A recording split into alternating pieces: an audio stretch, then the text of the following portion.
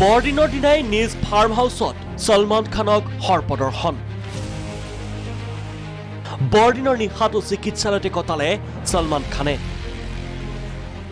জন্মদিনৰ এদিন পূৰ্বে সৰ্পদংশন ভাইজানক বৰদিন আৰু লগতে ২৭ ডিচেম্বৰত ৫৬ সংখ্যক জন্মদিন পালনৰ বাবে পানভেলস্থিত ফাৰ্ম হাউচলৈ গৈছিল সলমান খান